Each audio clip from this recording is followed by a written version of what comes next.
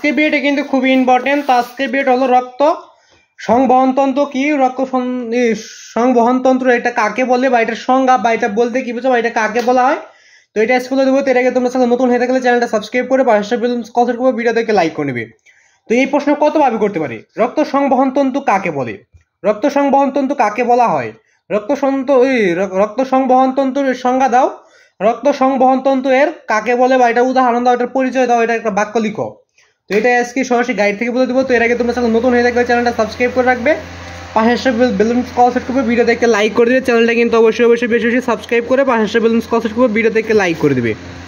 তো তোমাদের একটা করে সাবস্ক্রাইব আমার নতুন ভিডিও করে অনুপ্রেরণা যোগায়, তো একটা করে সাবস্ক্রাইব করবে এবং পাশে বেলুন কল সেট করবে, ভিডিও দেখে লাইক করে দেবে। এবং তোমাদের প্রতিটা ক্লাসের টিক্স নৃত্য সঙ্গীত রচনামূলক প্রশ্নোত্তরগুলো সরাসরি গাইড থেকে দিয়ে দিচ্ছি। তোমরা তাহলে দেখে নেওয়ার তো তোমরা যে কোনো ক্লাসের যে সৃজনশীলে দেখবে ওই সৃজনশীলের অবশ্যই ক নাম্বার থাকে, সৃজনশীলের ক নাম্বার লিখে ইউটিউবে সার্চ করলে ওই সৃজনশীলের সম্পূর্ণ তোমরা সরাসরি গাইড থেকে পেয়ে যাবে। এবং যদি তোমরা রচনামূলক প্রশ্ন দেখতে চাও তাহলে রচনামূলক প্রশ্ন লিখে ইউটিউবে সার্চ করলে রচনামূলক প্রশ্ন পেয়ে যাবে। এবং যদি তোমরা টিক্স উত্তরগুলো সরাসরি গাইড থেকে দেখতে চাও তাহলে একটু ভিন্নভাবে সার্চ করতে হবে। সেটা হলো একটু ভিন্ন, সেটা হলো একটি হয়তো অনেকগুলো টিক্স থাকে।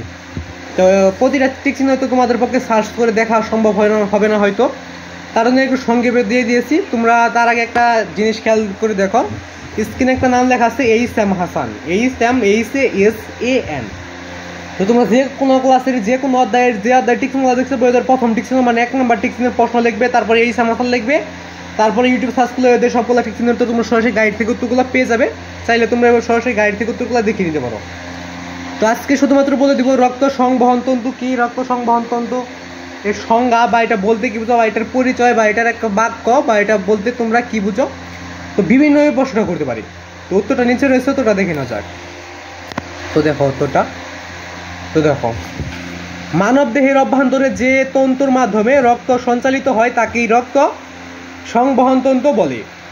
এটি রক্ত, হৃৎপিণ্ড ও রক্তনালী সমূহ নিয়ে গঠিত। মানব দেহের অভ্যন্তরে যে তন্তুর মাধ্যমে রক্ত সঞ্চালিত হয় তাকে রক্ত সংবহনতন্ত্র বলে। এটি রক্ত, হৃৎপিণ্ড ও রক্তনালী সমূহ নিয়ে গঠিত। তো মানব দেহের অভ্যন্তরে যে তন্তুর মাধ্যমে রক্ত সঞ্চালিত হয় তাকে রক্ত সংবহনতন্ত্র বলে। এটি রক্ত, হৃৎপিণ্ড ও রক্তনালী সমূহ নিয়ে গঠিত। তো এটাই ছিল আজকের ভিডিও। তো ভিডিওটা যদি একটু ভালো লেগে থাকে বা তোমাদের একটু যদি কাজে লেগে থাকে, আর যদি প্রশ্নের উত্তর যদি সরাসরি গাইড থেকে যাও তাহলে চ্যানেলটা সাবস্ক্রাইব করে পাশে বেল আইকন ক্লিক করে ভিডিও দেখে লাইক করে দিও। তো আজকে ভিডিও বন্ধই।